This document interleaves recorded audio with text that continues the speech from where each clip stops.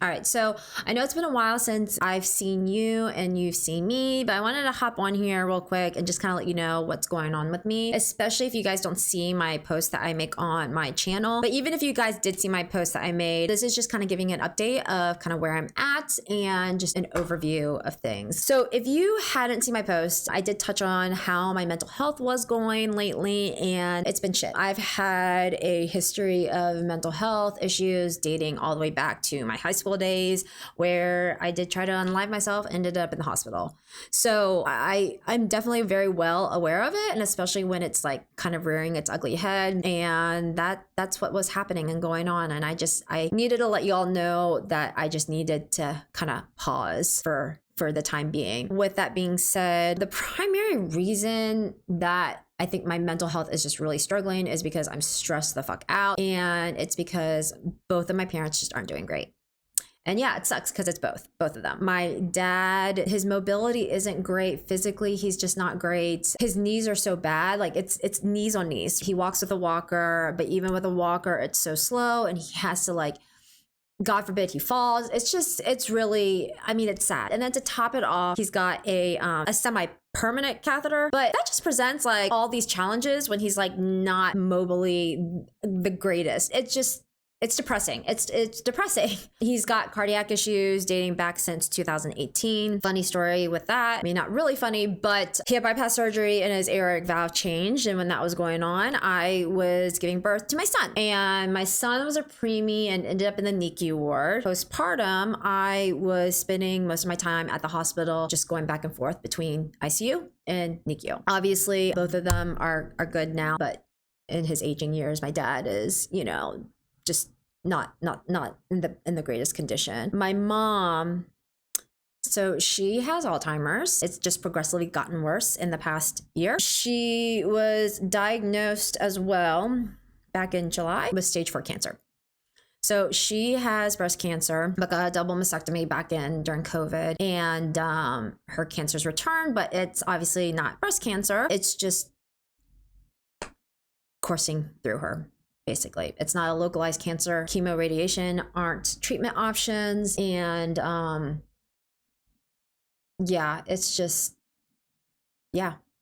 So it sucks. It really sucks. I don't wish on my worst enemy for their loved one to have to deal with Alzheimer's and cancer at the same time, but Alzheimer's just sucks. It sucks. We have spent more time than I would like in the hospital for this year. And I'll tell you something, that my dad, whenever he has gone to the hospital, my mom just spirals because of the Alzheimer's, right? So she is so dependent on my dad. And whenever he's gone and leaves her, she just has these panic attacks. She freaks out. She doesn't want to be alone. She's scared. We do have her come and stay here at our house with us, but after an hour, 2 hours, she gets really antsy and doesn't want to be here, wants to go back to her apartment. She'll call later and get scared and has a panic attack, and it's just the cycle resets. They did move into a assisted living facility last week. Yeah, last week, finally. And I know that was way overdue, long overdue, but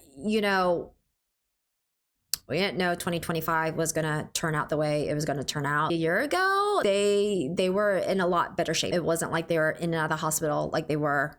I mean, literally, I'm talking January, starting January of this year. It was just in and out, in and out. I swear it was probably every couple weeks or so. It got to the point, and it still is to the point, every time they call, I get heart palpitations. My anxiety just like starts to skyrocket. But with them being in an assisted facility, the weight is a little lighter. But even in this assisted facility, just last weekend, we weren't sure if my dad was gonna need to go to the hospital. I'm not gonna get into the whole story of that, but my mom freaked out. I don't want to be here. I don't know these people. I don't know these strangers. I don't know who's gonna come in. It's just,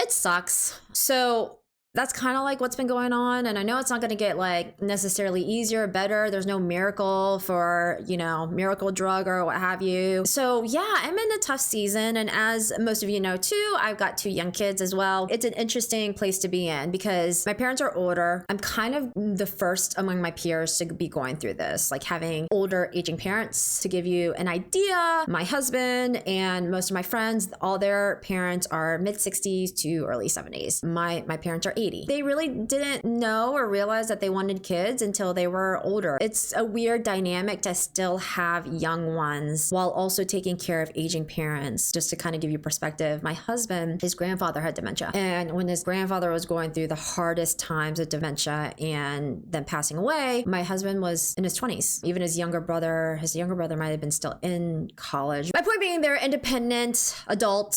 So his parents, my husband's parents, didn't have the stress of like taking care of young kids and worrying about driving them anywhere or having someone, you know, watch after them, while my husband's parents were dealing with his dad's dad. So yeah, it's a weird place to be in. I know I'm not the only one. I'm not trying to be like, woe is me. I just want to be really transparent with you all and let you know kind of like what's going on. And I know I don't need excuses to just like pause my channel and whatnot. I don't intend on quitting my channel. The one thing in 2025 that has made me like super happy is Stray Kids. That's probably one of the best things that has happened to me, and the creation of this channel, Stayville in general, building this like not just Stray Kids community, but this K-pop community. It's been a lot of fun. It has been a lot of fun. But obviously when it comes to reactions, even though what I might be watching is entertaining, I need to be in the right mindset. I'm not gonna like sit down and watch something really entertaining and like just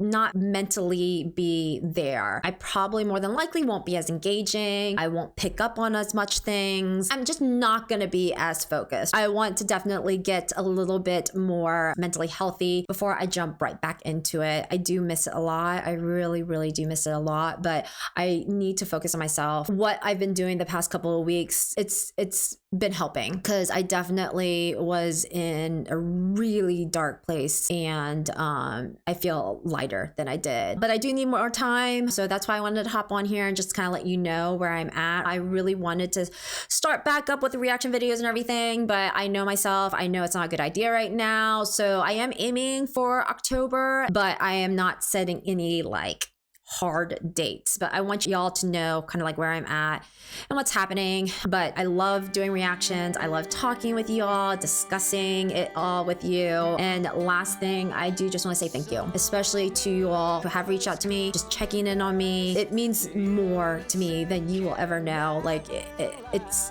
absolutely crazy in the best way possible, just starting a reaction channel and getting all the love and support that I have been, whether you're DMing me, texting me, reaching out on different social media platforms to just like check in. I see you. You don't know how much it means to me. And I won't be able to ever put it into words, but it helps. It's really helped. And I appreciate it so much.